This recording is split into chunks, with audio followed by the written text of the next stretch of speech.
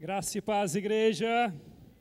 Jesus abençoe a sua vida, a sua casa, a sua família. Nós vamos receber esta noite mais uma palavra abençoada. Estamos sendo tremendamente abençoados desde sexta-feira. Quem estava aqui na sexta-feira? Isso, sábado, ontem. Foi tão maravilhoso o testemunho, né? Começou aí com o testemunho na sexta. Momento tão tremendo, tão maravilhoso, nesse tema que o Senhor tem nos dado. Pastor Danilo, creio que a maioria já conhece. Pastor Danilo está ali em Ribeirão Preto há 28 anos, né? É pastor ali na comunidade cristã de Ribeirão Preto, uma igreja que nós temos visto, tem um fato tão maravilhoso que é uma igreja que tem sido uma bênção de Deus para aquela cidade, amém? E vamos orar então por este momento, por esta palavra, e orar também por Ribeirão Preto, orar pela igreja ali. Vai retornar hoje à noite, vamos orar por esse amado, pedindo a graça e a bênção de Deus. Estenda suas mãos para cá, por favor. Senhor, muito obrigado, Deus, pela vida do Danilo, pela vida da Mônica ali, pela vida dos outros pastores que fazem parte ali daquele ministério. Nós abençoamos a comunidade cristã de Ribeirão Preto, abençoamos a cidade de Ribeirão Preto, Senhor. Sabemos que esses amados estão cumprindo também o desafio de conquistar a Jerusalém que o Senhor tem dado a eles. Nós pedimos que o Senhor faça eles prosperarem cada vez mais e que o teu reino cresça, Deus, naquela cidade. Nós oramos por este momento aqui, sabemos que temos muito que aprender com este amado, com as experiências tão maravilhosas que nós temos ouvido falar da igreja ali em Ribeirão Preto, as conquistas de vidas, quantidade de vidas sendo transformadas pelo Senhor. Muito obrigado, Pai, e que nós queremos estar com os nossos corações preparados agora para ouvir a Tua palavra, em nome de Jesus. Amém?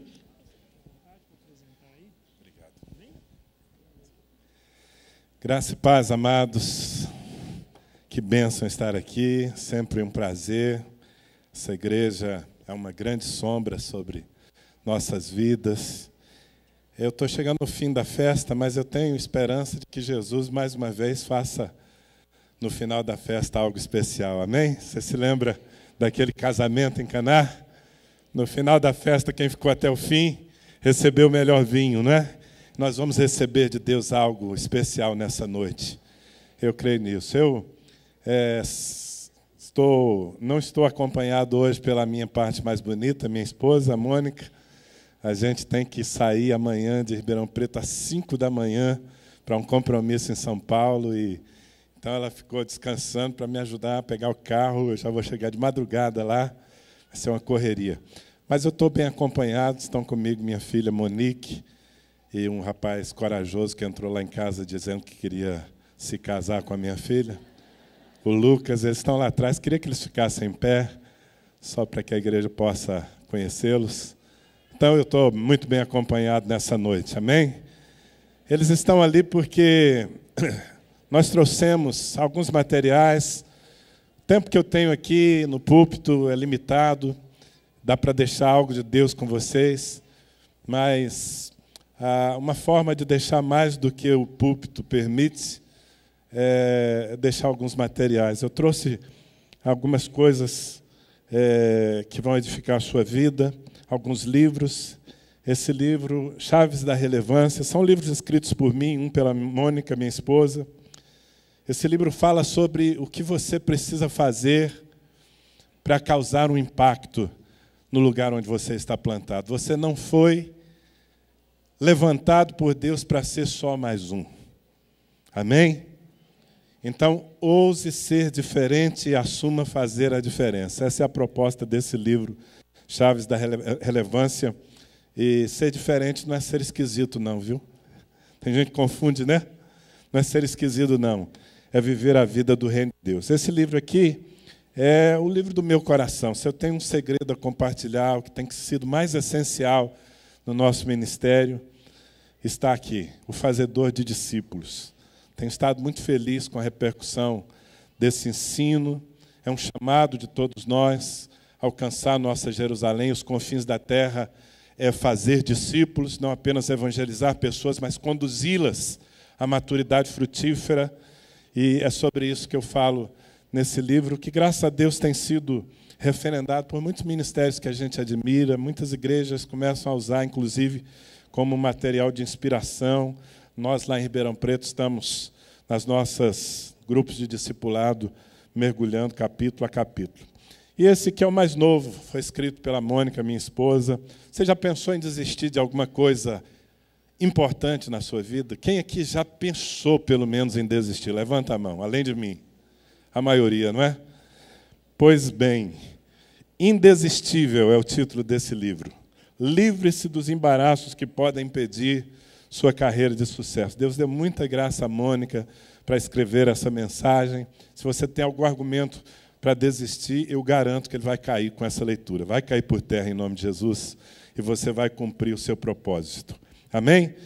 E há outros materiais lá, quero só fazer referência a esse aqui. É um pendrive com 20 mensagens, 20 palavras escolhidas, selecionadas, palavras importantes que eu tenho ministrado durante esses anos todos de ministério. E hoje quase todo carro tem um equipamento de som, que você tem uma porta USB, você pluga lá. É o nosso jeito de acabar com o problema de trânsito, né, Arnaldo? Lá em São Paulo, quando o trânsito trava, o que faz? Fica reclamando da vida? Não, né? Põe um pendrive de mensagem, fica ouvindo a palavra de Deus, aí o negócio flui. Amém? Está lá, depois você pode procurar o Lucas e a Monique, eles vão te servir. Eu vou estar lá no final do culto também, se você quiser uma dedicatória, enfim. Nós não podemos ficar muito tempo depois, mas queremos ficar um tempo com vocês. O que eu vim aqui mesmo foi trazer um recado de Deus para o seu coração. Você está aberto? Tem lugar aí para mais de Deus? Amém. Então, abra a sua Bíblia na segunda carta de Paulo aos Coríntios, capítulo 3. Segunda aos Coríntios, capítulo 3. Nós vamos ler o versículo 3. A gente está muito feliz. Enquanto você acha esse texto, quero só dar esse testemunho. Lá em Ribeirão Preto, entendendo que Deus nos chamou para acolher aquela cidade, a nossa Jerusalém, sem perder de vista os confins da terra.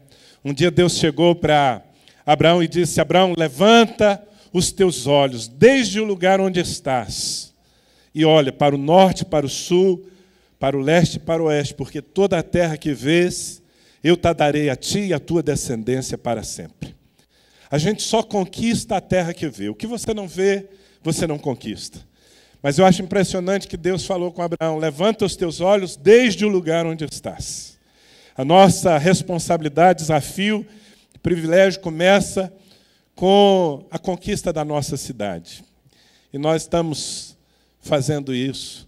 Agora mesmo estamos terminando um tempo muito especial com as casas de paz. Vocês conhecem, usam essa estratégia aqui. Nesses últimos 2 meses, nós implantamos mais de 1.400 casas de paz em Ribeirão Preto. Todos os anos fazemos isso. Esse foi o ano que implantamos menos casa de paz, você sabe, não é? Entramos na casa de alguém que não é convertido, que não serve ao Senhor ainda, propomos pelo menos 2 meses ministrar aquela pessoa e a outras pessoas conectadas a ela. E temos feito uma colheita a cada ano tremenda. Isso nos alegra o coração e, de certa forma, que eu vou compartilhar com vocês, tem a ver com tudo isso. Está na mão aí o texto? Você trouxe Bíblia, né? Deixa eu ver a tua Bíblia. Deixa eu ver a tua. Olha, que bibliona, que linda. Que maravilha. Vê se tem alguém sem Bíblia ao seu lado. E se tiver, você faz aquele olhar de repreensão. Mas depois da repreensão, você usa de misericórdia e fala assim: eu vou te dar carona na minha, tá bom?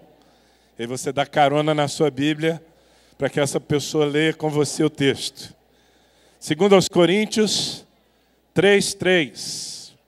Porque já é manifesto que vós sois a carta de Cristo, produzida por nosso ministério, escrita, não com tinta, mas com o Espírito de Deus vivo, não em tábuas de pedra, mas nas tábuas de carne do coração. Repita comigo essas expressões. Porque já é manifesto que vós sois a carta de Cristo, produzida por nosso ministério e escrita, não com tinta, mas com o Espírito de Deus vivo, não em tábuas de pedra, mas nas tábuas de carne do coração.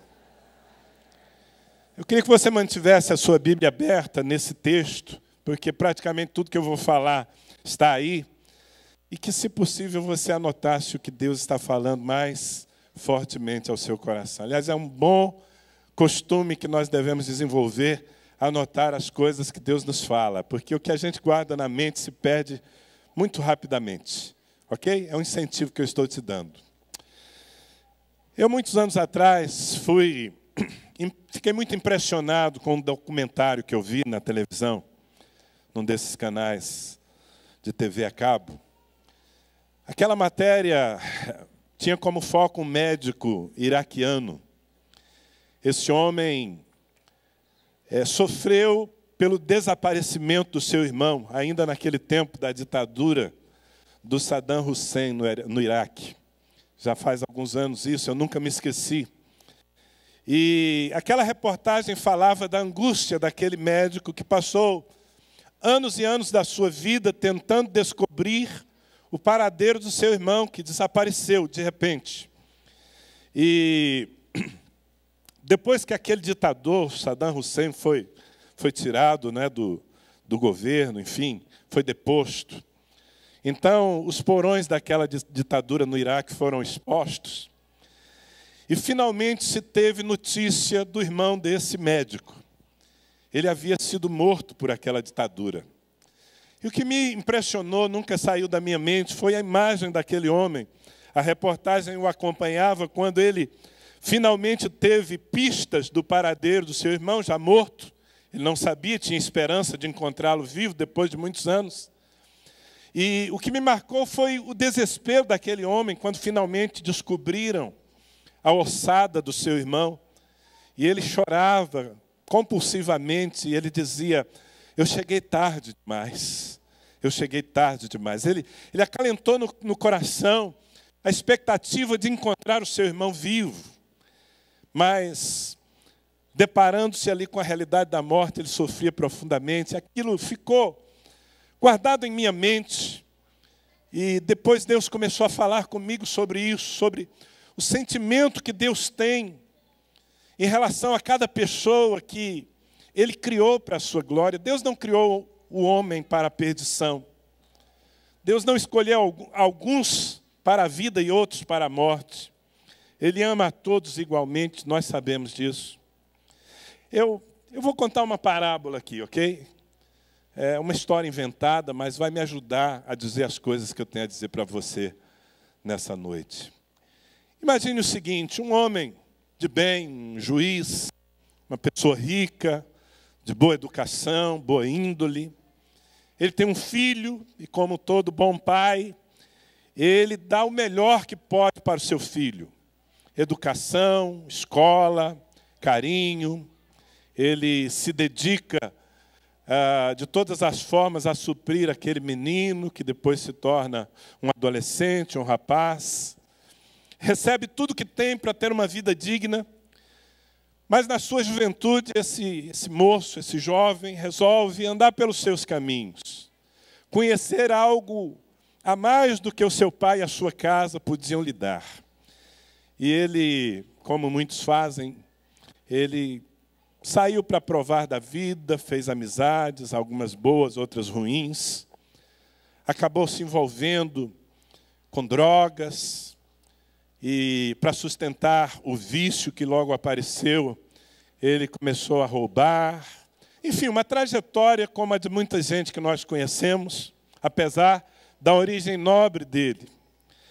Finalmente, ele é apanhado num crime muito grave em outro país, e um país de leis muito rígidas. Esse garoto, esse rapaz, é condenado à morte. Ele é preso, já condenado, e está ali naquele que se chama, às vezes, de corredor da morte, apenas esperando o dia em que os seus algozes vão entrar naquela cela e dizer: chegou a sua vez, você vai ser executado. Seu pai sabe disso, tem notícias de que ele está nessa condição. Então, seu pai, que apesar de decepcionado, entristecido pelo caminho que o filho tomou, nunca deixou de amá-lo, o seu pai concebe um plano de resgate. Para colocar em prática esse plano de resgate, esse homem tem que vender tudo que tem. Ele era rico, teve que se fazer pobre, vende tudo que tem para investir num plano de tirar o filho daquela condição em que ele estava e dar a ele a oportunidade de começar de novo. Imagine essa situação. E aí, depois de tudo pronto, tudo preparado, esse pai escreve uma carta. É tudo muito complexo. Entrar naquele lugar onde o rapaz está não é tão simples assim, mas o dinheiro compra muitas coisas. Então, esse juiz escreve uma carta dizendo: meu filho, eu nunca deixei de te amar. E você nunca deixou de ser meu filho. E eu não posso lhe ver terminando a vida assim. Por isso eu investi tudo que eu tinha. E eu tenho um plano para tirar você daí, te trazer de volta e te dar a oportunidade de começar tudo de novo.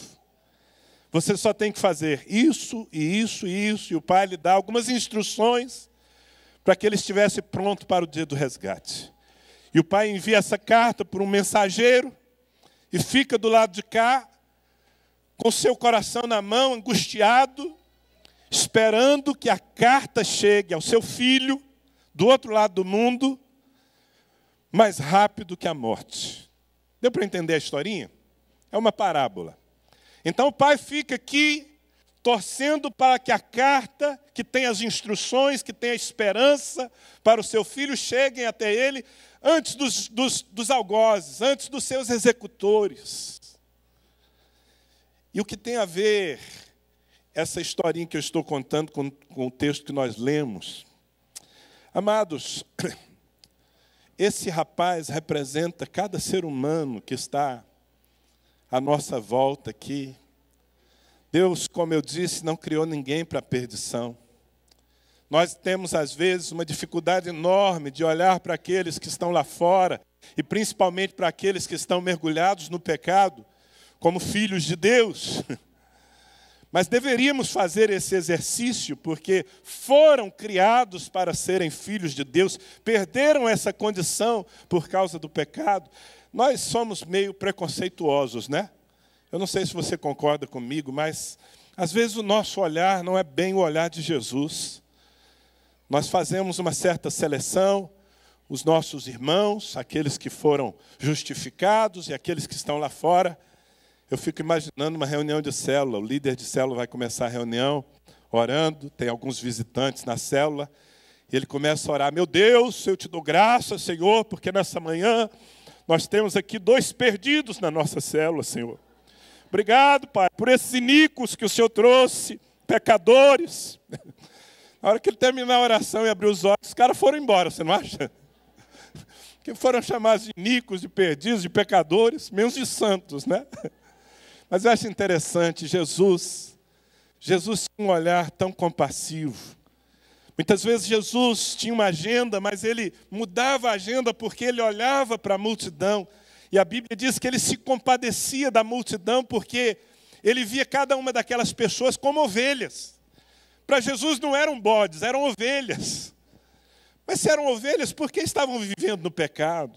Se eram ovelhas, por que viviam a sua vida tão distante de Deus, no adultério, na mentira? A Bíblia diz que Jesus tinha compaixão deles porque eram como ovelhas que não têm pastor. Sabe, irmãos, essa ótica precisa tomar o nosso coração. E eu quero sugerir que você olhe para aqueles que estão lá fora. Talvez nem tão distantes de você, a gente assim, na casa de muitos de nós, vivendo na residência ao lado, sentando-se todos os dias numa escrivaninha ao lado de onde você trabalha. Pessoas que foram criadas por Deus para a vida eterna, mas que estão perdidas, condenadas por seu pecado. E Deus deu tudo o que tinha para preparar um plano de resgate. O plano de resgate de Deus custou muito mais do que o plano de resgate do nosso personagem aqui da parábola. Porque Deus deu tudo o que tinha, o seu único filho, para a salvação de todo aquele que nele crê. Então eu estou identificando aqui aquele jovem que está no corredor da morte como o perdido que está lá fora. Eu estou identificando esse juiz, esse pai amoroso como Deus. E quem somos nós nessa parábola? Sabe quem somos nós? Nós somos a carta. Diga comigo, nós somos a carta. Nós somos a carta enviada pelo Pai a cada ser humano perdido, condenado à morte. E o Pai espera que a carta chegue a tempo da salvação. É sobre isso que eu quero falar e eu quero mostrar para você aqui, nesse texto escrito com tanta sabedoria pelo apóstolo Paulo, mostrar alguns conceitos essenciais, amados, para que nós cumpramos a nossa missão. Nós temos uma missão. Essa missão engloba manifestar o plano de Deus, a salvação a cada ser humano. E esse texto tem alguns conceitos que eu queria que você entendesse. Se você entender esses conceitos, ou melhor, se esses conceitos entrarem no seu coração, você nunca mais vai ser um crente indiferente. Você nunca mais vai entrar numa igreja apenas pensando em conquistar algumas coisas para si mesmo. Você nunca mais vai permitir que oportunidades passem, como com tanta facilidade elas passam nas nossas vidas. Que conceitos são esses? E eu quero agora espremer a laranja com vocês aqui e entender cada expressão desse versículo. O primeiro conceito é o conceito de responsabilidade. Se você está anotando, anote esse conceito, responsabilidade. Na minha tradução, o texto começa dizendo assim: porque já é manifesto que vós sois a carta de Cristo. Já é manifesto, ou seja, já está definido, já está resolvido. O que eu quero dizer, e que você precisa compreender, é que Deus não tem um plano B. Nós, a igreja, somos a carta de Cristo enviada aos homens. E Deus não tem uma outra forma de falar aos homens. Sabe, às vezes nós descansamos porque achamos que de uma forma ou outra as pessoas saberão. Elas não saberão se nós não cumprirmos a nossa missão. Eu me lembro de uma situação, já se vão muitos anos, né? Eu falei com o Écio ali, quando ele estava me apresentando, que eu estou há 28 anos em Ribeirão Preto. Eu fui enviado para aquela cidade com 20 anos. Um jovem missionário para plantar uma igreja em Ribeirão Preto. E não é fácil. Então eu estava nos meus primeiros dias, eu tinha conseguido atrair a Cristo as minhas primeiras ovelhas, muito poucas ainda. E me lembro de uma ocasião em que nós estávamos orando. Naquele tempo eu morava num kitnet, num apartamentinho no centro da cidade, sozinho ainda. Estava noivo da Mônica, mas esperando ainda que o rebanho desse leite suficiente para eu me casar. Leite lá, né? E então eu morava num apartamento muito pequeno e o meu rebanho cabia naquela salinha. Estávamos numa reunião de oração. Eu e umas 3 ou 4 pessoas. Estávamos gemendo pela nossa Jerusalém. Eu com todo o fogo que tinha no coração, jovem, querendo servir a Deus, mas com nenhuma experiência. Eu comecei a clamar ao Senhor e dizer: Deus, me dá os caminhos para que eu possa conduzir pessoas dessa cidade, que eu mal conheço, a paixão por Ti. Enquanto eu orava, eu tive uma visão. E aquela visão foi tão impressionante, porque eu não tinha somente a imagem diante dos meus olhos, mas eu tinha o som. A sonoplastia da coisa estava perfeita, irmãos. E eu vi um grande batalhão, pelotão de anjos que marchava. Eles marchavam de uma maneira tão firme, tão uniforme, tão sincronizada, que aquilo sabe, trazia um entusiasmo ao meu coração, e eu via aqueles anjos marchando, parece que a terra tremia diante do impacto dos seus pés.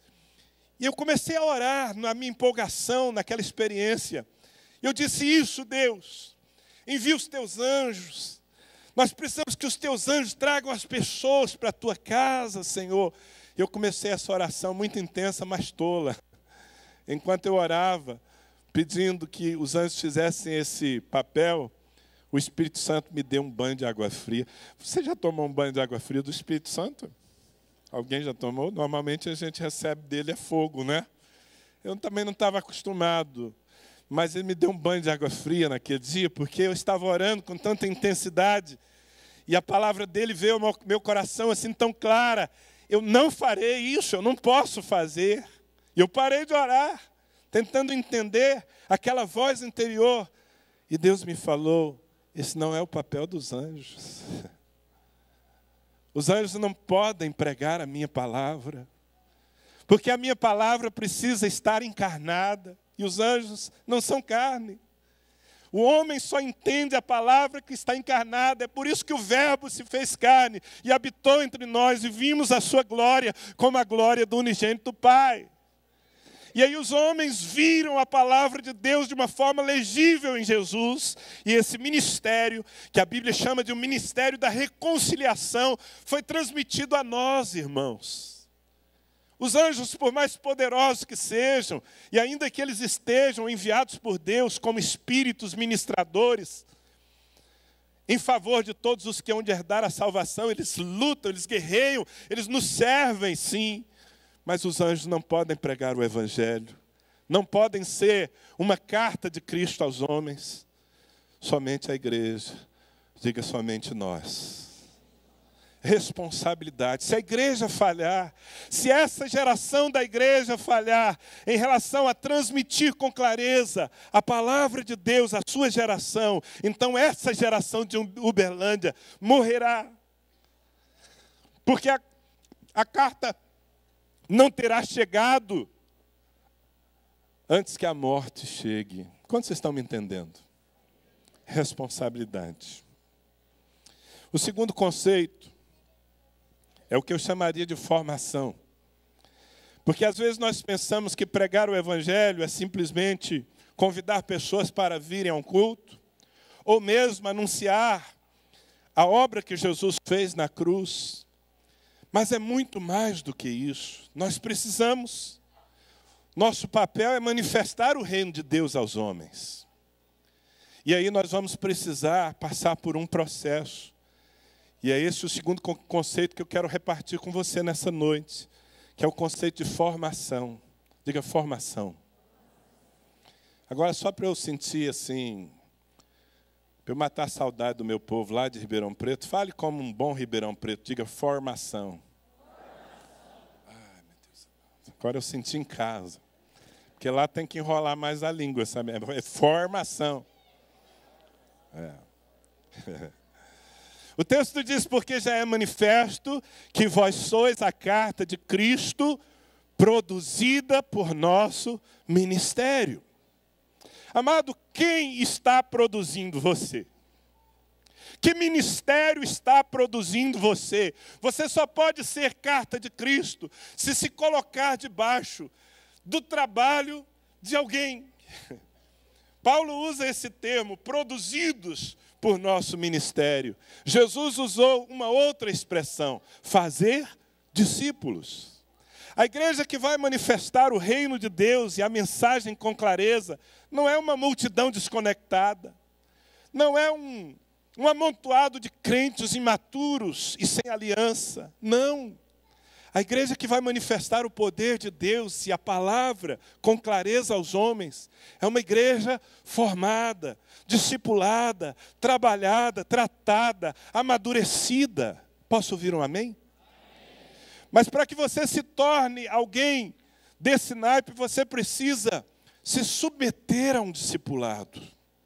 Você precisa aceitar que pessoas, gente carne e osso como você, mas que tem um pouco mais de maturidade na fé, possa tocar em você. Eu gosto dessa expressão, fazer discípulos.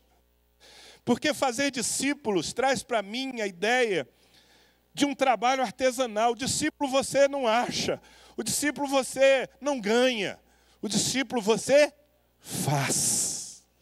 Essa foi a ordem de Jesus: ide e fazei discípulos. Significa alguém maduro tocar na vida da pessoa, interferir na vida dessa pessoa com um propósito. Que propósito? Levar essa pessoa à maturidade frutífera. Amém? Esse é o mandamento da ressurreição. Quando Jesus Cristo ressuscitou, ele não tinha uma outra conversa a não ser essa: ide e fazei discípulos. Mas para você fazer discípulos, e esse é o plano de Deus, você precisa antes ser discípulo. Você precisa antes se submeter. Você já pensou nessa palavra? Submissão. Você conseguiria definir o que é submeter-se ou submissão? Pensa, submissão.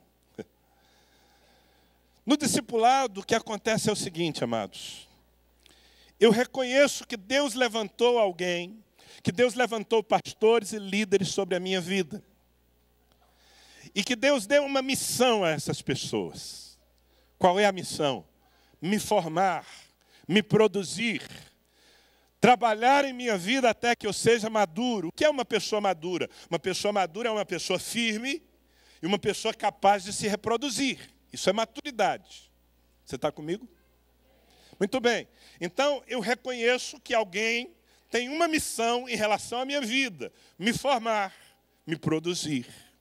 Se ela tem uma missão, eu resolvo então me submeter, me meter debaixo dela, reconhecer a autoridade dessa pessoa dada por Deus para que ela interfira em minha vida. Fazer discípulos não é simplesmente ensinar a palavra. Fazer discípulos implica em convivência, em olhos nos olhos. É sobre isso que eu falo nesse livro, Fazedor de Discípulos. Quando Jesus chamou para junto de si 12, ainda no começo do seu ministério, eram 12 homens imaturos. Eles não tinham pedigree, eles não tinham muito conhecimento do reino de Deus, praticamente nada. Eram carnais, na verdade, muitos deles. E Jesus os chamou, e lá em Marcos capítulo 3, diz assim: Jesus os chamou, preste atenção, para estarem com ele e para enviá-los a pregar e a expulsar demônios. Então Jesus os chamou primeiro para estarem com ele. Você está comigo aqui? Então esse é o processo. Discipulado é o chamado para que eu esteja junto de alguém. Relacionamento.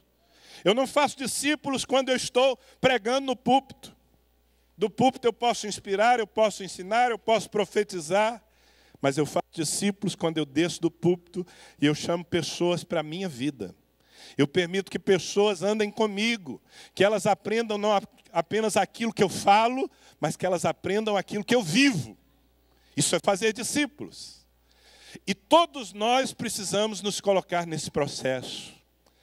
Porque a igreja que vai conseguir alcançar o perdido lá fora é uma igreja produzida por algum ministério. Irmãos, nós temos que acabar com algo que, infelizmente, é muito comum no contexto evangélico atual.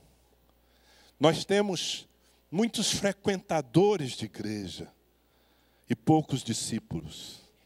Você faz diferença entre um frequentador e um discípulo? Aí eu faço. Porque para mim, frequentador, eu frequento a igreja tal. Bom, se você frequenta a igreja tal, significa que a qualquer momento, por algum motivo, você pode deixar de frequentar. Porque eu frequento shopping centers, eu frequento e muito churrascarias, restaurantes. Eu frequento. E quando eu encontro alguma coisa que não me agrada mais, eu mudo.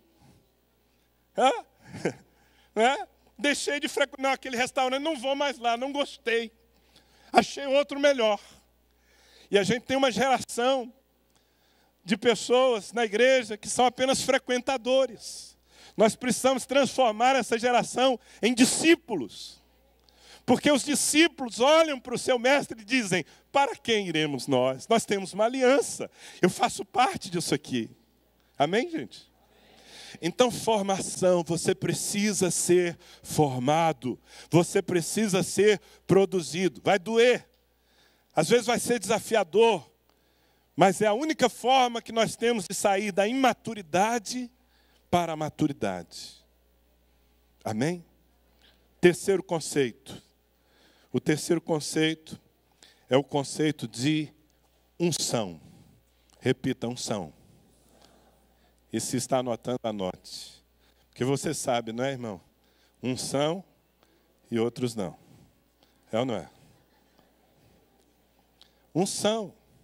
O texto diz: porque já é manifesto que vós sois a carta de Cristo, produzida por nosso ministério, preste atenção agora, e escrita não com tinta, mas com o Espírito de Deus vivo. Então vamos pensar, essa carta que Deus escreveu aos homens, aos seus filhos perdidos, é uma carta escrita não com tinta, mas com o Espírito do Deus vivo.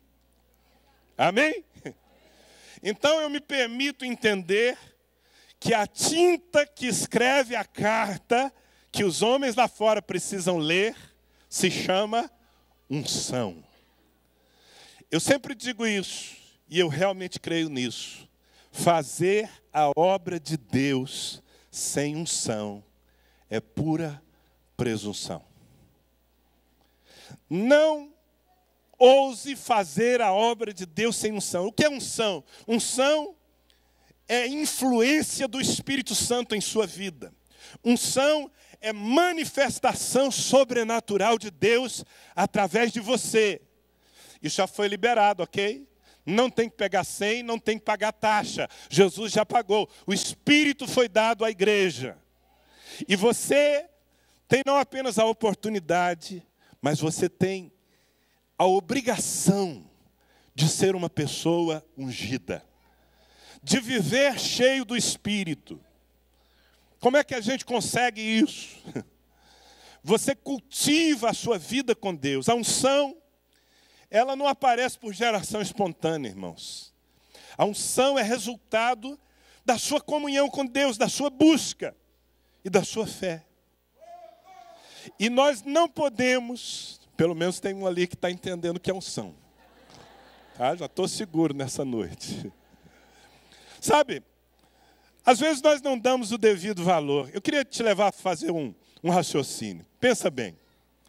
Pensa naqueles 12 que andaram com Jesus. 3 anos, acordando e dormindo com Jesus. Pensa na bagagem que esses homens angariaram ao longo daqueles 3 anos. O melhor instituto bíblico que já houve na terra. Jesus ministrava a multidão, e lá estavam os 12 de camarote, recebendo tudo, e ainda depois tendo o direito de fazer perguntas e dizer: Senhor, aquilo nós não entendemos, dá para explicar só para nós? 3 anos, sendo ensinados pelo maior de todos os mestres, pelo mestre dos mestres, Jesus. Jesus tinha muita autoridade quando ele ensinava. Os fariseus se impressionavam, diziam: mas ele ensina como quem tem autoridade. Já pensou? Que bagagem essa turma não recebeu aqui? E Jesus ainda tinha aquelas aulas práticas, né? Você pode imaginar essa cena. Jesus acorda todo mundo um dia e fala: pessoal, acorda, vamos lá. Hoje nós vamos ter aula sobre ressuscitar mortos. E vai ser aula prática. Pedro, sai por aí e vê se você acha algum funeral. Porque nós vamos para lá. Eles acumularam, veja bem, acumularam ensinos tremendos, acumularam muitas experiências, porque os seus olhos viram Jesus operar coisas sobrenaturais, como eu disse, ressuscitar mortos, dar vista aos cegos, tudo mais que lemos na Bíblia. E se não bastasse tudo isso, eles foram testemunhas oculares da ressurreição. Gente, às vezes nós lemos a Bíblia e nós não imaginamos o impacto das coisas. Eles viveram aquele momento de crise, de confusão, quando viram Jesus morto naquela cruz. Mas logo 3 dias depois, Jesus ressuscitou e apareceu para eles. Eles abraçaram Jesus, depois de tê-lo visto morto. Eles abraçaram, eles tocaram nele, sentiram seu cheiro, comeram com ele. Você pode imaginar como estava o coração daqueles homens, cheios de conhecimento, cheios de experiência, e agora, com a notícia da ressurreição, como eles estavam no sentido de desejo de sair pelo mundo, contando que Jesus Cristo ressuscitara. Eu fico imaginando aquele pessoal, como aqueles cavalos de corrida que ficam ali no brete, sabe? Aquela portinha vai abrir, e quando a portinha abre, eles dão um pulo lá na frente. Eu fico imaginando aqueles homens assim, eles estavam loucos para sair pelo mundo, eles tinham tanta bagagem, e eles tinham a maior de todas as notícias. Mas sabe o que Jesus disse a eles? Vocês não estão prontos ainda. Ficai em Jerusalém, até que do alto sejais revestidos de poder.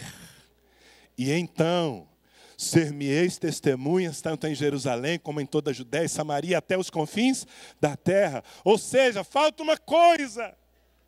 Vocês têm tudo, mas falta algo. E sem isso vocês não podem sair. Falta a unção. Vocês precisam da unção. Eu não posso ousar fazer a obra de Deus sem unção. Muitas vezes a nossa palavra não será suficiente se não houver unção em nossas vidas. Tempo atrás, já faz uns anos, foi uma experiência interessante. Eu estava aqui em Uberaba. Meus pais têm fazenda aqui. E nós estávamos aí na cidade para uma exposição de gado. Era um sábado. Aliás, sexta para sábado. E eu teria que voltar no domingo cedo para estar com a igreja em Ribeirão. E naquela sexta-feira à noite, alguém quebrou o vidro do meu carro enquanto eu estava numa casa, e quebraram o vidro tentando roubar alguma coisa. E eu não sei o que aconteceu, porque o porta-malas do carro estava cheio de todas as nossas coisas, e computador e tudo mais, e não levaram nada. Quebraram o vidro, mexeram no carro, e só levaram o documento do meu carro. Eu não sei, talvez os caras estavam mexendo e alguém apareceu, um anjo fez um barulho, não sei o que aconteceu. Sei que só levaram o documento do carro. Mas aquele documento me deu tanta dor de cabeça, a falta dele, porque aí eu tive que no dia seguinte procurar a polícia, fazer boletim de ocorrência, você sabe, com aqueles serviços, né, super ágeis que nós temos no Brasil, né, tudo muito rapidinho. E depois de enfrentar uma fila enorme, a policial olhou para mim e falou assim: olha, o senhor não vai poder viajar com esse carro, hein? Porque sem documento ele não pode transitar. Tem seguro? Tem. Então chame o seguro, leve esse carro de guincho para Ribeirão Preto. Eu chamei o guincho. Marquei no domingo, cedinho, amanhecendo o dia, 6 da manhã, despachar o carro no guincho, pegar outro carro e correr para Ribeirão Preto, porque às 9 da manhã eu tinha um culto com a igreja. Bem, na hora que botamos o carro no guincho, o rapaz do guincho olhou para mim e falou: por favor, o documento do carro. Falei: você está maluco, rapaz? Eu não tenho documento, foi roubado. Eu chamei você justamente, se eu tivesse documento eu ia com o carro. Ele, com aquele jeitinho de mineiro que vocês conhecem muito bem, falou para mim: eu não posso levar esse carro seu, não. Sem documento, se a polícia pega e tal, eu tenho que ter o documento do carro. Eu fiquei meio transtornado, ele acho que ficou com pena de mim, ele falou assim: a não ser que o senhor vá comigo. Se o senhor for comigo aqui na boleia do caminhão, e a polícia parar, o senhor explica. Aí eu olhei para minha esposa, que estava com os meus filhos, eu falei: eu não vou chegar para o culto hoje, na boleia desse caminhão não vai dar. Eu já liguei para Ribeirão Preto, falei: pastores, algum de vocês prega, porque eu não vou ter como chegar.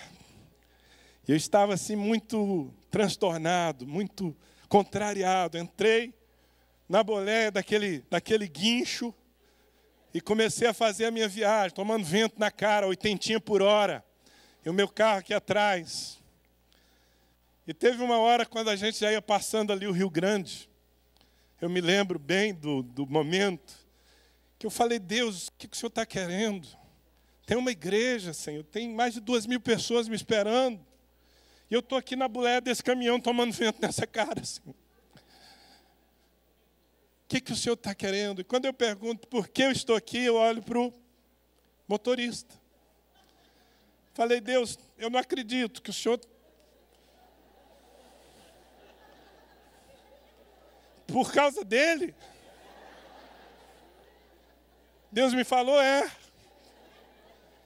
Eu falei, então tá, Senhor. Sua matemática é meio diferente mesmo. Na matemática de Jesus, 99 ovelhas no aprisco valem menos do que aquela que está extraviada. Então, falei, então deixa eu tentar aqui conversar com o rapaz. Um jovem de uns 20, 25, 26 anos. Pensa num cara que não queria conversa. Daquele tipo, Humberto, que você fala assim, você tem pai? Ele responde, nem mãe.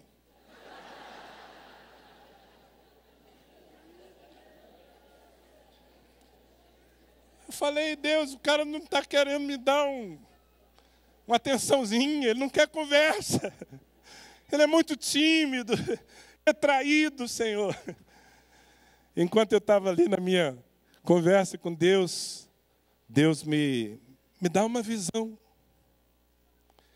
E eu olhei para os pés daquele rapaz dirigindo o caminhão, e eu vi umas raízes crescendo e se emaranhando nos seus pés.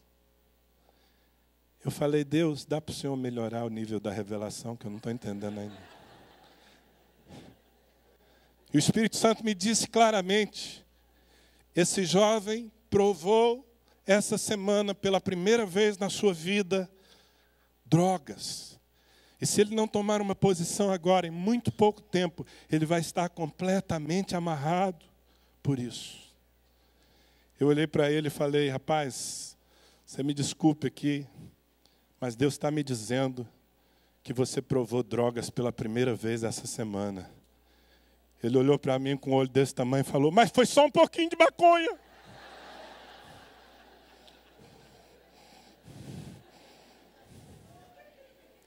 E a partir dali, a partir daquela manifestação do Espírito Santo, a partir daquela manifestação de unção, eu tive 100 quilômetros de atenção daquele rapaz. Ele queria ouvir tudo o que eu tinha para falar. E quando eu cheguei na frente da minha casa e que tiramos o carro daquele guincho,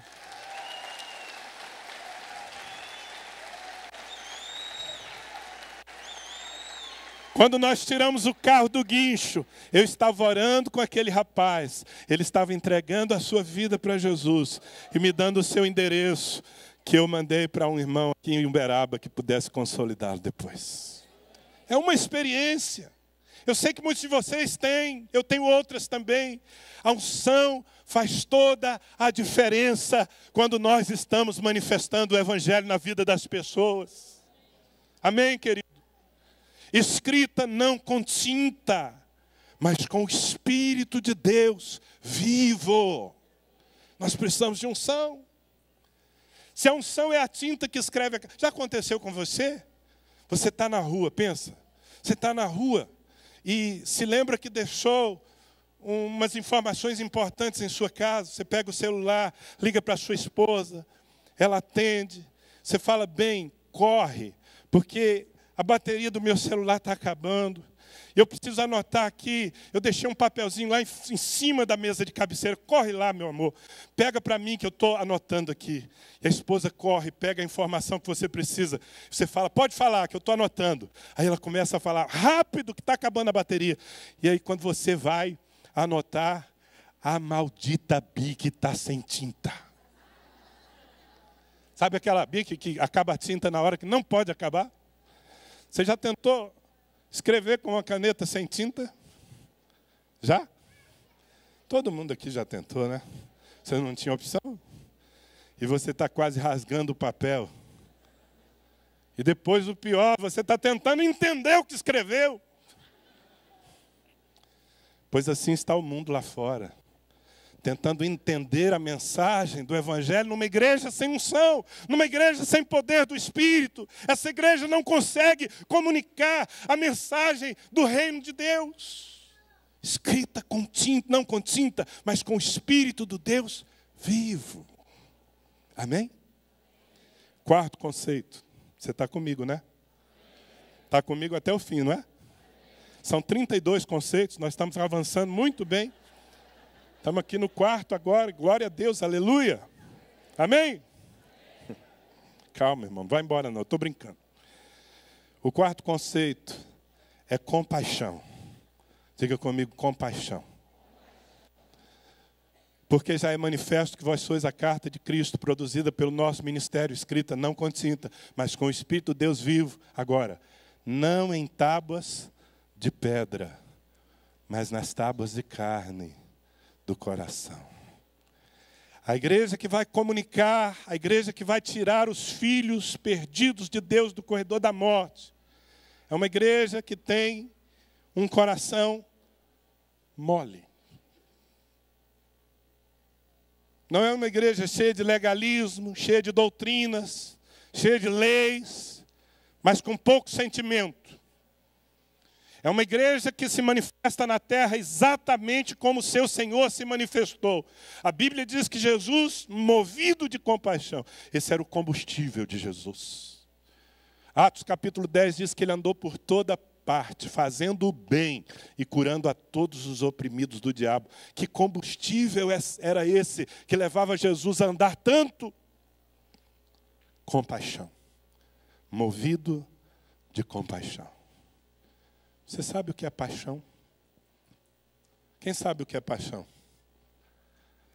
Meu Deus do céu, essa homarada aqui está perdendo a oportunidade de fazer a noite. Vou perguntar de novo, os homens aqui estavam meio... Alguém aqui sabe o que é paixão? Tem uns 3 homens apaixonados só nessa igreja, Beto. Irmão, eu levantei a bola para você. Já era para você passar a mão aí no ombro da esposa e falar, eu sei o que é paixão.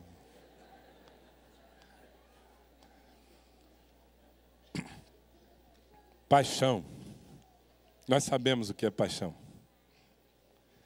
Mas você, talvez você vá ficar surpreso. Não deveria.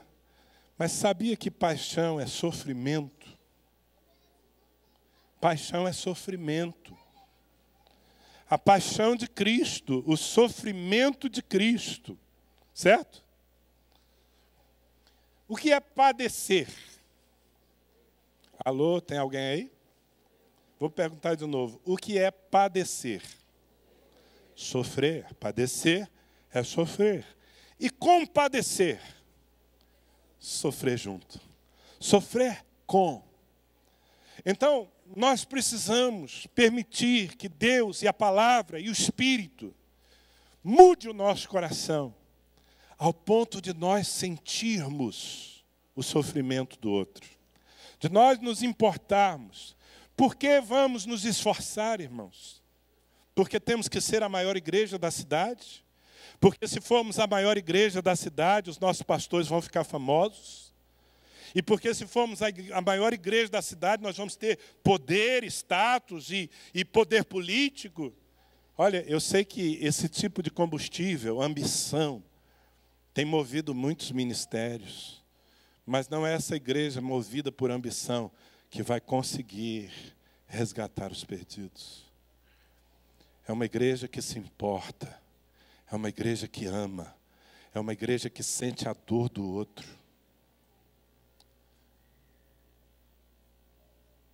Eu tive uma experiência, já se vão 11 anos, mas foi muito forte. Mudou o rumo do meu ministério. Era uma noite de 31 de dezembro e nós estávamos vivendo em Ribeirão Preto, naquele momento, a nossa maior colheita até hoje.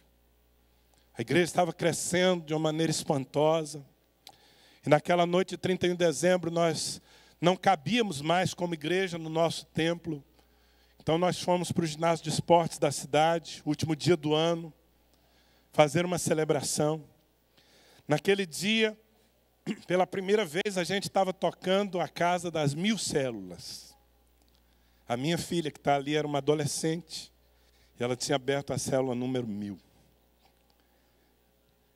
E eu que tinha chegado naquela cidade anos antes, pensando, puxa vida, se um dia eu for pastor aqui de umas 100, 150 ovelhas, eu vou ser muito bem sucedido. Quando eu entrei naquele ginásio de esportes, 3.000 e tantas pessoas ali, adorando a Deus, a presença do Senhor. Eu comecei a olhar para aquelas arquibancadas lotadas. E comecei a me dar por muito bem sucedido. Você não conta isso para ninguém. Mas, na verdade, eu estava me orgulhando do que Deus havia feito através de mim. Enquanto eu admirava aquela multidão e me sentia realizado por ela, o Espírito Santo me tirou dali. Foi um negócio tão esquisito, não teve preparação, não teve nada. O Espírito Santo tirou a minha consciência daquele ginásio de esportes. E me levou a andar por Ribeirão Preto naquela noite de 31 de dezembro de 2004. E eu vi coisas que eu nunca tinha visto. Eu vi meninos ainda pirralhos, cheirando cola, enlouquecidos nas ruas. Eu vi velhos abandonados, sozinhos, que não tinham com quem compartilhar aquela virada de ano que ia acontecer dentro de poucas horas. Eu vi homens entrando não, arrombando suas casas, metendo o pé na porta, bêbados, batendo nas suas mulheres, nos seus filhos, apavorados. Gente, eu vi tanta desgraça, tanta coisa terrível acontecendo naquela noite, na minha cidade, na minha Jerusalém. E quando a minha consciência voltou para aquele ginásio, ao invés de orgulhoso, eu estava chorando e muito envergonhado. Estava me sentindo muito envergonhado diante de Deus, por ter me dado por bem-sucedido, com 3.000 e poucas pessoas num ginásio de esportes adorando a Deus, enquanto do lado de fora haviam mais de 500.000 pessoas perdidas. Eu chorei muito diante do Senhor naquela noite. Eu disse, Deus, enquanto houver um perdido nessa cidade, eu não me darei por um homem de sucesso, Senhor. Dá-me olhos para ver mais o que está lá fora do que o que está aqui dentro. Deus precisa mudar o nosso coração, irmãos. Eu tive uma experiência com um bispo de São Paulo, um homem muito querido. Ele tem idade para ser meu pai. Quando eu conheci bispo Walter Ferraz, ele estava vivendo o maior drama da sua vida. Porque depois de ter criado seus filhos no ministério, pastores, ele, um homem muito usado por Deus, com dons de curar. E ele tinha um filho que era o filho da sua velhice, o filho do seu coração, Samuel. Samuel era um fenômeno. Com 8 aninhos ele pregava. E o Samuel teve câncer. Por um ano, Samuel lutou contra um câncer. Por um ano, seu pai orou por ele, trouxe todos os ungidos do Senhor que ele conhecia para orarem pelo Samuel. E finalmente, depois de um ano de luta, aquele menino morreu. Foi quando eu conheci o seu pai. Ele estava desnorteado, estava no luto da sua perda. E nós, então, começamos a nos relacionar, começamos a ajudá-lo lá em São Paulo, ir ajudá-lo com sua igreja. Ele estava perdido, não se sentia mais apto para orar pelos enfermos, porque, afinal de contas, ele não conseguiu curar o seu filho. Me lembro de uma vez que, já uns 2 meses depois da morte do Samuel, Eu enviei um dos nossos pastores, o pastor Valdir, que esteve aqui com vocês no encontro de congresso de homens, né? E o Valdir estava lá, e a esposa do bispo Walter procurou, disse: Valdir, ore pelo Walter, porque já são 2 meses, ele chora todas as noites pelo Samuel. E o Valdir então orou por aquele homem, e Deus ali fez uma obra, secou aquelas lágrimas. Bom, pouco tempo depois, irmãos, nós estávamos num congresso em Ribeirão Preto, muitos pastores lá. Houve um momento em que chamamos os pastores assim ao altar, e eles estavam num canto, e enquanto orávamos, uma presença de Deus muito forte ali, o Espírito Santo me disse: vá orar com Walter. E eu fui orar com ele. E quando eu coloquei a mão sobre o ombro daquele homem, o Senhor me deu uma palavra profética que eu estremeci. Porque Deus falou com ele o seguinte: eu tirei o teu filho. O filho a quem tu amavas, eu tirei, eu quis para mim. Eu abri uma ferida em ti e já fechei. Mas o que mais me impactou foi a última frase. Deus disse àquele homem: agora tu podes clamar por uma multidão, porque tu sabes o valor de um único filho.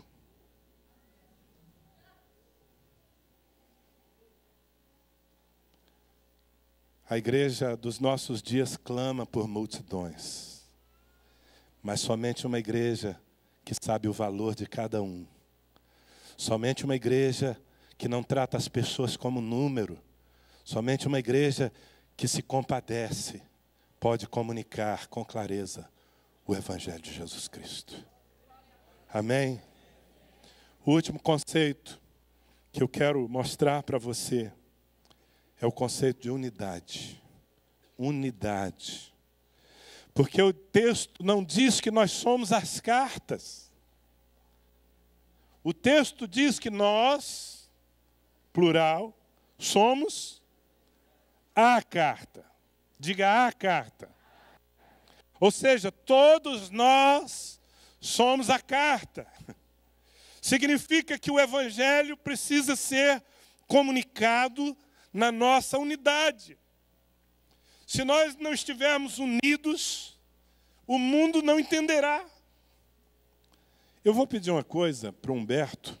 Humberto, se você não tiver, alguém arruma para o Humberto uma folha de papel em branco. Qualquer, arranca do caderno, já tem ali. Ó. Humberto, faz um favor para mim. Escreve aí, de preferência em português. Legível. Não, tem que ser português. Escreve uma frase com letras bem grandes. Algo que você resumiria o que Deus está falando nessa conferência, nessa festa das nações. Uma frase, desde sexta-feira aqui, algo que Deus quis comunicar à igreja. Ok? Uma frase, letras bem grandes. Você vai entender já já por quê. Enquanto isso, deixa eu desenvolver esse raciocínio aqui. A unidade é tão importante, amados, que nós vençamos nossas diferenças. Nós somos diferentes. Dá uma olhada para o seu lado. Está vendo? Diga graças a Deus. Somos diferentes uns dos outros. Graças a Deus. Aqui está manifesta a multiforme graça de Cristo. E essa diversidade é maravilhosa. Eu costumo dizer que na igreja, uniformidade é mortal, mas unidade é vital. Nós não vamos ser uniformes, mas nós precisamos ser unidos. Isso é tão importante que Jesus, quando estava já à sombra da cruz, fez uma oração dramática. O que você oraria? Que teor teria a sua oração? Se você soubesse que em poucas horas iria morrer. Então você sabe que em poucas horas vai morrer. Tem gente aí já procurando uma madeira para dar uma batida e fala: para com isso, crente. Você tem que ser como o apóstolo Paulo. Para mim, viver é Cristo, morrer é lucro. Amém? Mas ok, é uma suposição. Você sabe que vai morrer em poucas horas. Que tipo de oração você faria nessas últimas horas da sua vida? Qual o teor da sua oração? Será que alguém aqui faria uma oração do tipo: meu Deus, eu estou morrendo, Senhor. Meu Deus, até hoje eu nunca andei numa Ferrari. Deixa eu comprar uma Ferrari, meu Deus. Sim ou não? Não, né? Ah, já sei. Senhor, deixa eu casar.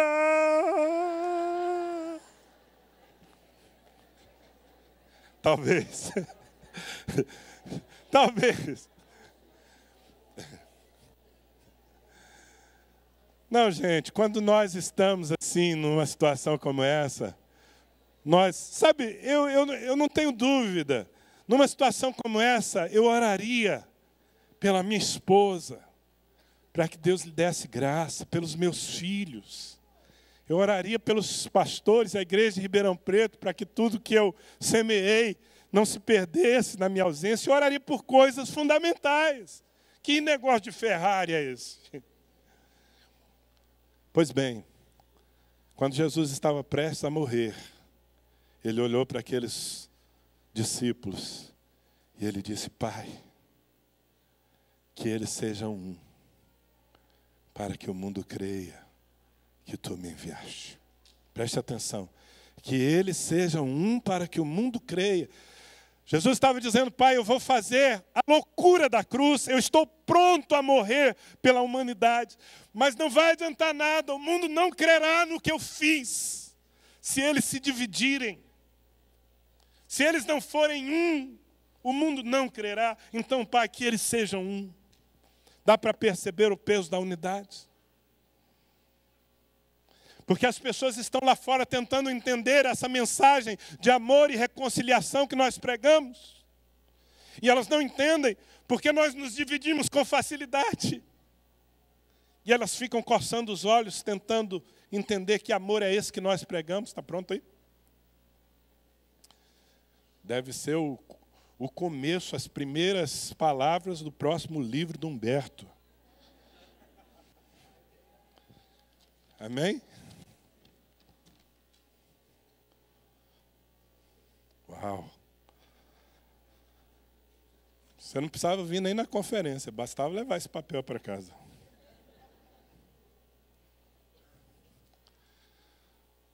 Você quer saber o que está aqui? Tem certeza? Até porque se eu não ler, você vai se morder tanto de curiosidade, né? Ô Bispo Humberto, você vai me desculpar, viu? Desculpa aí.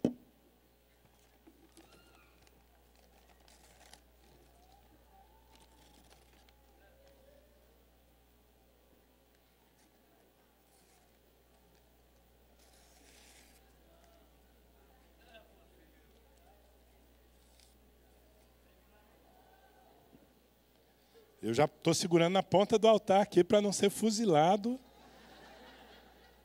Estou brincando com a unção que está sobre a vida desse homem, né? Mas não é brincadeira, não. É para você não se esquecer do que eu estou falando. A mensagem está aqui. Mas a mensagem não pode ser compreendida se ela estiver dividida. Nós temos muitos motivos para nos dividir. Nós falhamos uns com os outros. Nós temos os nossos gostos pessoais. Muitas vezes somos vítimas ou somos culpados de injustiças dentro da igreja. Então nós temos muitos motivos para sermos uma carta rasgada. Mas nós temos um motivo maior para nos perdoar uns aos outros e nos amar uns aos outros. A cruz de Jesus Cristo. E as 600.000 pessoas que estão lá fora, esperando que a carta chegue clara às mãos delas, para que elas possam sair da morte para a vida. Desse jeito é meio difícil, né? Mas vamos tentar. Eu queria que alguns voluntários, nós vamos terminar assim, vamos orar logo depois disso. Queria alguns voluntários que me ajudassem a ler o que Humberto escreveu aqui. Você pode vir aqui, sobe aqui, 8 pelo menos. A única condição é que você precisa saber ler, ok?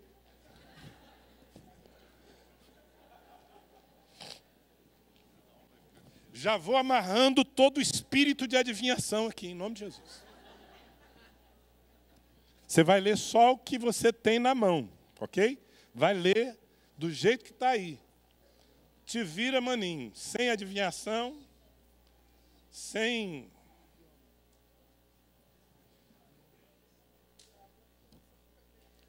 Falta um. Mais um. Sem olhar para o lado. É para ler do jeito que está aí. Ok?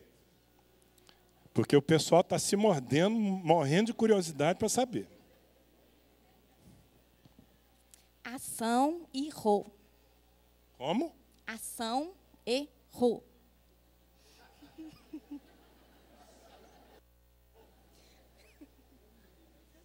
Do M posse. Gostaram, irmãos? Profundo, né? Só Humberto para escrever uma coisa dessa. Iornel. Oi? Iornel.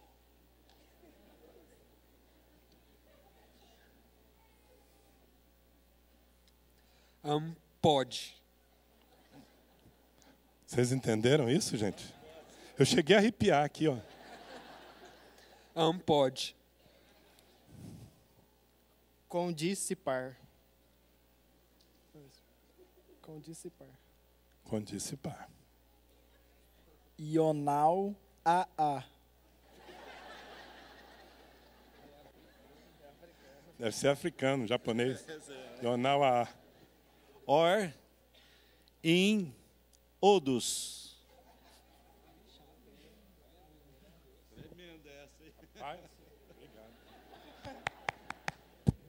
Nunca vi uma coisa tão maravilhosa na minha vida. Ior salva num.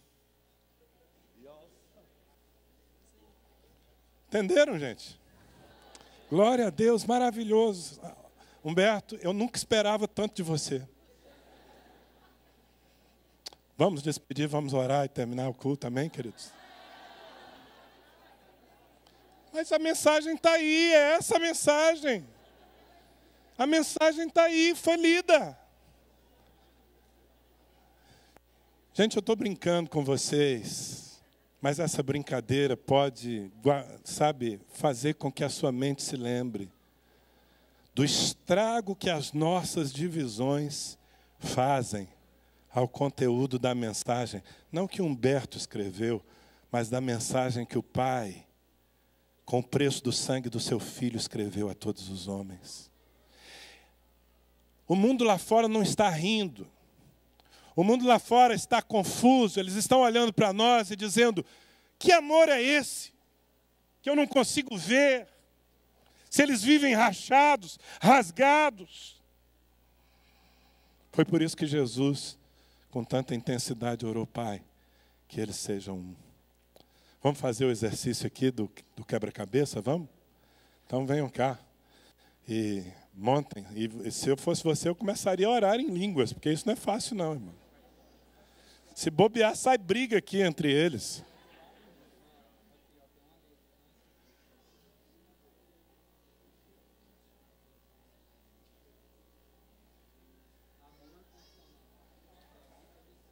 Ora mais, gente. Vamos orar, vamos orar.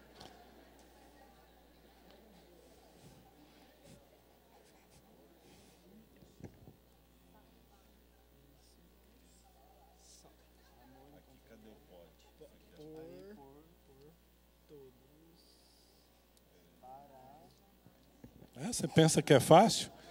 Isso porque eu cortei só em 8 pedaços, hein? Conseguiram? Certeza? Vocês vão ler juntos aqui. Senão vai ter gente aqui que vai procurar psiquiatra depois, sair daqui sem ler essa mensagem. Então vou cantar de 1 até 3, vocês leem juntos, ok? 1, 2, 3. Amor incondicional. incondicional por todos para a salvação do maior número possível. Uau! Grande Humberto Dias, obrigado. Amor incondicional por todos para a salvação do maior número possível. Você entendeu? Vamos ficar em pé, amém? Nós vamos orar, nós vamos ter um momento em que nós vamos colocar a nossa vida. Querido, olha,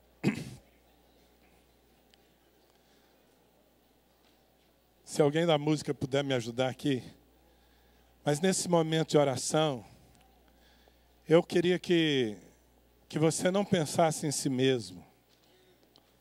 Eu queria que você pensasse nos 600 mil. Bem, Uberlândia tem uma igreja forte, mas há centenas de milhares de cidadãos dessa cidade que estão no corredor da morte. Talvez, enquanto nós nos alegrávamos aqui, mais um deles tenha morrido, sem que a carta tenha chegado às suas mãos. Você entendeu a mensagem? Responsabilidade, formação, unção, compaixão e unidade. Responsabilidade, formação, unção, compaixão e unidade. Nós somos a carta e nós precisamos ir. Você pode levantar suas mãos aos céus e começar a orar por essa cidade. Talvez você tenha que trazer à sua mente a imagem do seu pai que está perdido ainda, de alguém de dentro da sua casa que está perdido, os seus vizinhos que estão perdidos, aquela pessoa que lhe atende todas as semanas num posto de gasolina, que abastece seu carro, um filho de Deus no corredor da morte. Ele não conhece a salvação ainda. Você pode levantar a sua voz e dizer: Deus, levanta-me, Senhor.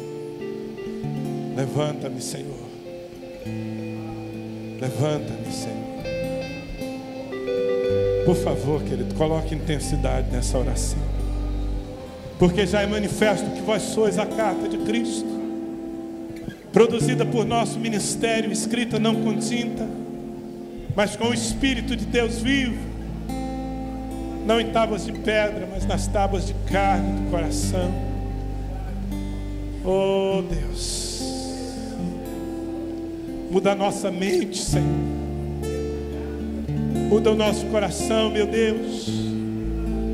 Faz vir sobre cada um de nós, a tua igreja, a consciência desta responsabilidade, de que o Senhor não tem um plano B. Se nós falharmos, essa geração se perderá, Senhor, para sempre. Tenha misericórdia, meu Deus. Desperta-nos, Senhor. Levanta-nos nesse lugar como um povo formado, um povo de discipulado, Senhor. Pessoas que permitem que a palavra encarne em suas vidas e tem compromisso com a mensagem. Oh, meu Deus, ativa em nossas vidas o ministério da reconciliação. Quebra a dureza do nosso coração, Senhor. Te pedimos perdão porque muitos de nós estamos aqui para nos dar bem. Muitos de nós estamos aqui porque queremos a tua bênção. Senhor, tira de nós esse coração gelado de pedra. Dá-nos um coração mole. Enche-nos de compaixão, meu Deus. Enche-nos de compaixão, Senhor.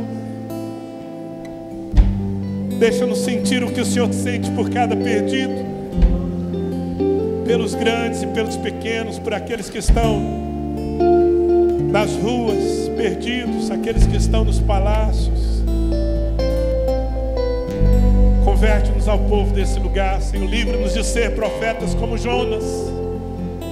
que pregam a palavra, mas não se convertem ao povo ao qual o Senhor nos envia. Dá-nos um coração sensível, meu Deus. E, meu Deus, unge-nos, unge-nos, unge-nos. Derrama o Teu Espírito sobre nós, Senhor. Libera os dons, o poder do Senhor nas nossas vidas. Meu irmão, minha irmã, eu queria que você se juntasse com alguém agora. 2, no máximo 3, orando juntos, abraçados, mas clamando para que Deus traga essa unção de misericórdia, de compaixão, de autoridade e poder. Levanta a sua voz junto com o seu irmão. Clame por unidade, como se você pudesse colocar as tuas mãos sobre o ombro de toda a igreja e dizer: Senhor, restaura a nossa unidade. Dá-nos o mesmo coração, o mesmo sentimento, uma mesma fé.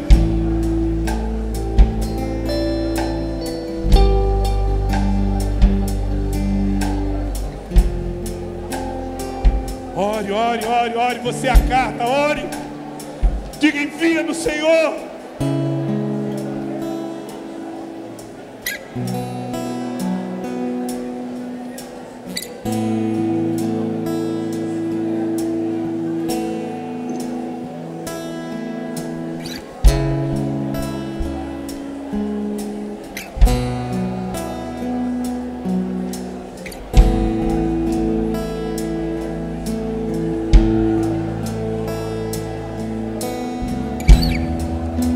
Peça para o Espírito Santo te encher. Tu és real. Ore, ore, ore, ore, ore.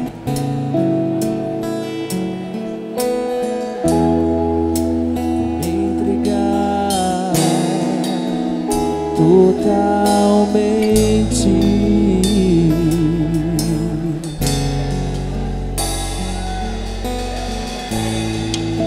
O teu toque abriu os olhos do meu coração. Eu posso enxergar.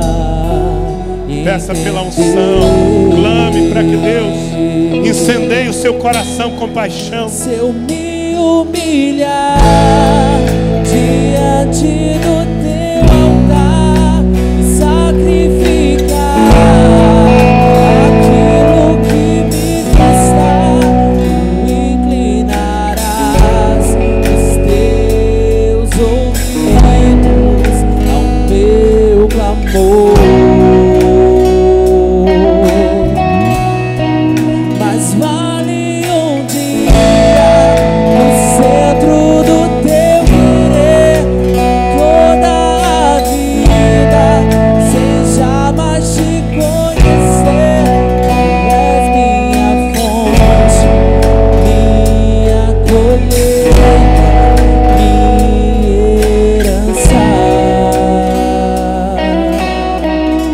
Senhor, nós levantamos a nossa voz diante de Ti nessa noite.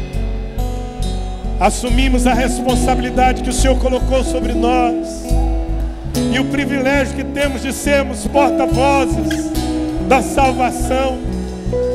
Assumimos que somos a Tua carta aos homens. E, ó Deus, pedimos que o Senhor renove o poder do Teu Espírito em nossas vidas. Senhor, encha-nos, encha-nos. Encha-nos da unção. Faz de nós uma carta bem escrita com o poder do Senhor. Quebra a dureza, a frieza, a indiferença. Dá-nos corações compassivos, Senhor. Faz-nos a partir de hoje sentir a dor do outro, sentir a dor dessa cidade que não sabe o caminho. Meu Deus, tem misericórdia. Muda o nosso coração, Senhor. Levanta-nos como um povo unido, um povo que se perdoa, um povo que ama, um povo que abre mão do pessoal pelo coletivo, meu Deus. Nós pedimos, Senhor, dá-nos a chance de entrar nos corredores da morte dessa cidade, para resgatar os teus filhos que estão condenados, Senhor, de honrar o preço que o Senhor pagou por eles. Nós somos a tua carta. Envia-nos, Senhor. Envia-nos, nós iremos. Diga comigo, meu irmão. Diga com toda a convicção agora, com o entendimento que você recebeu. Diga, porque já é manifesto que nós somos a carta de Cristo, produzida por um ministério e escrita não com tinta, mas com o Espírito de Deus vivo, não em tábuas de pedra, mas nas tábuas de carne do coração. Nós somos a carta de Cristo. Dê um aplauso ao Senhor.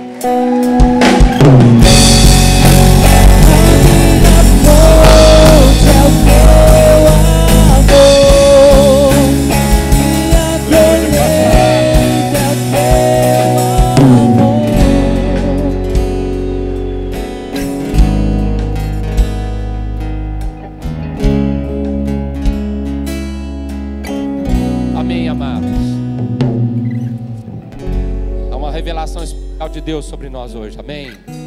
Sem dúvida nenhuma, nós nunca mais seremos os mesmos. Eu sei que enquanto o pastor Danilo ministrava, eu imagino e eu acredito, a gente foi vendo ambientes, pessoas, algumas estratégias foram nascendo no nosso coração, não foi? Imagino que você percebeu pessoas que você pode alcançar, tocar. Imagino que você percebeu como a sua célula realmente tem um potencial de multiplicação. Outros bairros, outros lugares podem ser alcançados, não é verdade? Que essas coisas frutifiquem, que elas frutifiquem a 100 por 1. E que o Senhor faça essa obra. Mas eu quero fazer a última oração da noite, pensando nos nossos queridos convidados.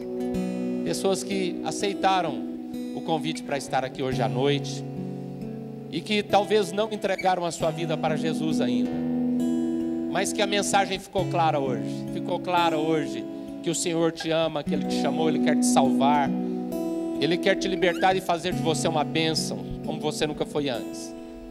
E eu imagino também que pode ter alguém aqui que está voltando para Jesus hoje, que talvez havia se desviado dos caminhos do Senhor, você não sabia mais o que fazer e o Senhor te trouxe aqui hoje.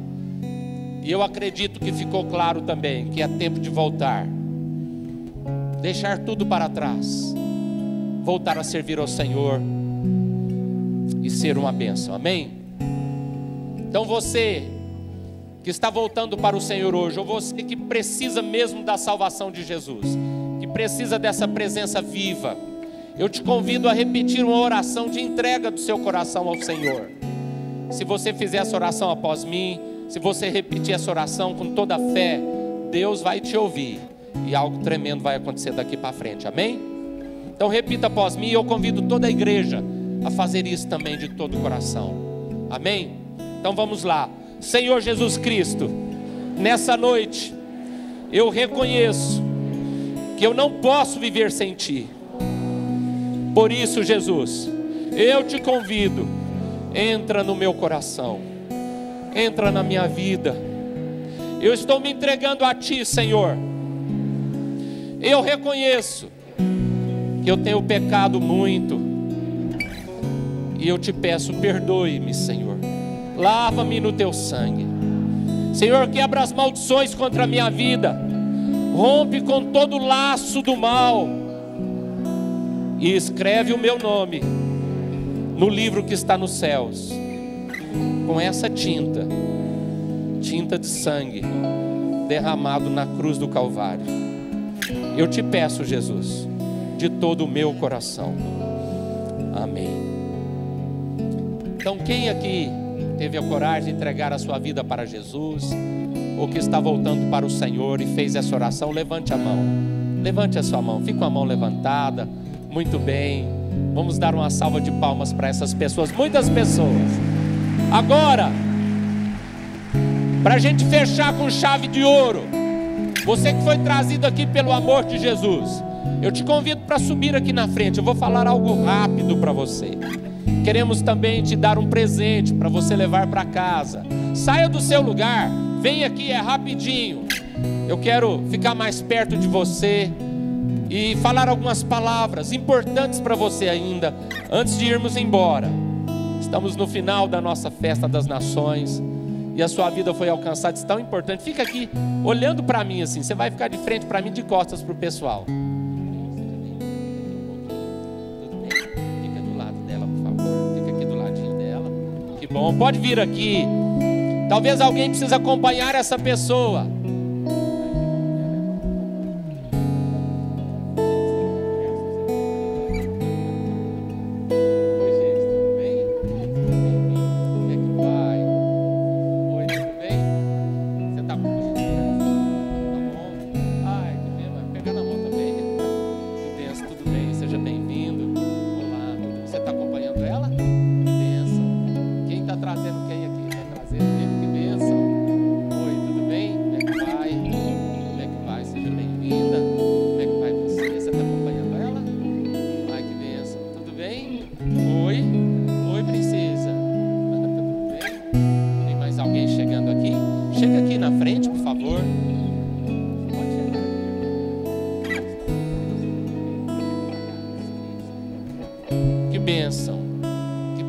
Acho que eu não cumprimentei aqui. Como é que está?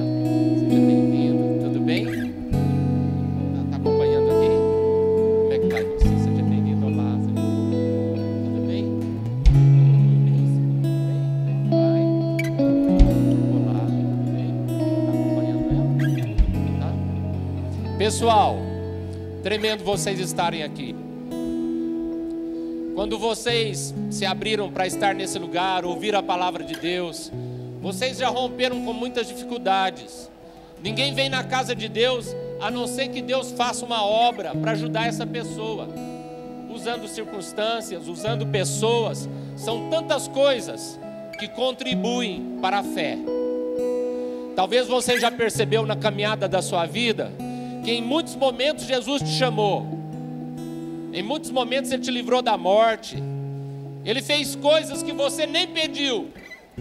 Talvez daqui para frente você vai ver como Deus te preservou e te livrou do mal. Isso é uma prova de que Ele te ama muito. Eu quero dizer para você que você fez a oração, uma única pessoa que é capaz de te perdoar, Jesus. Todos nós temos um passado, nós temos um histórico. Por isso precisamos de Jesus. Mas Deus é maior do que o seu passado. E Jesus está perdoando os seus pecados hoje. Você vai perceber isso no seu coração. Fica claro que você foi aceito. É uma sensação de inclusão. Você se sente aceito. O perdão faz isso com a gente. E o Senhor vai te dar ânimo para acertar, como você nunca acertou. Você vai encontrar força na fraqueza para inclusive interromper situações que você não dava conta. Agora Deus vai te ajudar. E vou te falar outra coisa. Eu não sei se acontece com você, se estava acontecendo, mas às vezes com algumas pessoas a gente percebe que há entidades malignas que as aprisionam, as amarram, roubam a sua fé, a sua força, o seu sucesso. A Bíblia chama esses seres de demônios. Mas eu quero te dizer que por causa da sua fé em Jesus, o Senhor vai romper com esse mal na sua vida. Anjos de Deus vão atuar com a liberdade que não tinha antes, porque você convidou Jesus. Você convidou Jesus para a sua história. E agora Jesus vai apontar o dedo para a cara desses demônios e vai falar: agora chega. Agora eles vão alcançar aquilo que eu os criei para alcançar. Deus vai te ajudar. Você não está sozinho. Queria que você colocasse a mão no coração. Você convidou Jesus para entrar no seu coração? Coração representa um lugar na alma, onde está o poder de escolha, onde habita o nosso espírito. Então bate no peito e fala: fica comigo, Jesus. Fala: vem comigo para minha casa, para o meu trabalho, para o meu bairro, para os meus estudos. Fala: Jesus, não me deixa nunca mais, porque eu também não vou te deixar. Amém. Olha aqui, quero desafiar você, voltando para casa hoje, Eu imagino que todos têm uma Bíblia. Se você não tiver uma Bíblia, você pede para a pessoa que te convidou que ela vai te dar uma.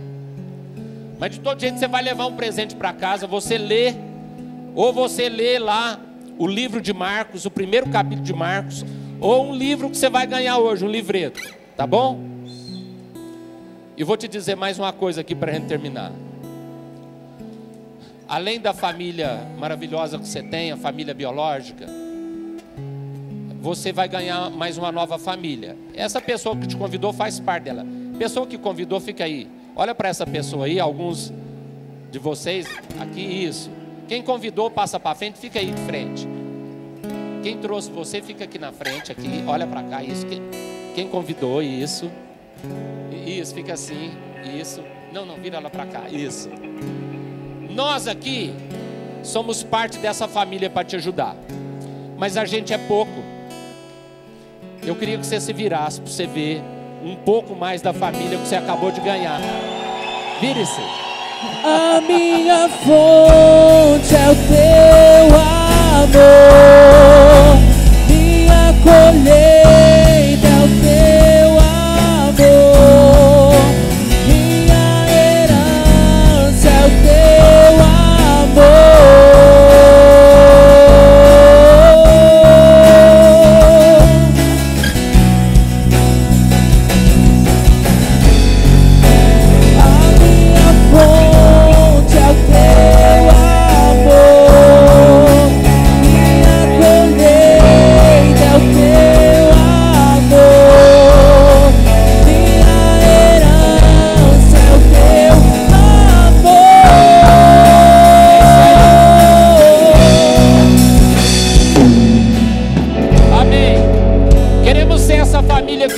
Você é a maior escolha da sua vida. A gente vai estar junto na caminhada. Vai ser maravilhoso. Uberlândia vai melhorar porque você entregou a vida para Jesus. O nosso Brasil será melhor, amém? Eu quero pedir para você acompanhar a pastora Cida. Ali nós vamos orar mais uma vez e te dar um livreto de presente, tá bom? Por favor, acompanhe a pastora Cida. É mais 10 minutinhos. Vamos dar uma salva de palmas para essa turma. Deus abençoe. Deus abençoe. O Senhor faça milagres. O Senhor use a sua vida para ser uma bênção, para salvar vidas. Que você seja uma carta escrita pelo Espírito de Deus. Deus abençoe você. Cumprimente essa carta escrita ao seu lado, escrita pelo Espírito de Deus. Cumprimente o seu irmão. Que você seja lido, que você seja compreendido no nome de Jesus. Deus te abençoe. Vá com Deus.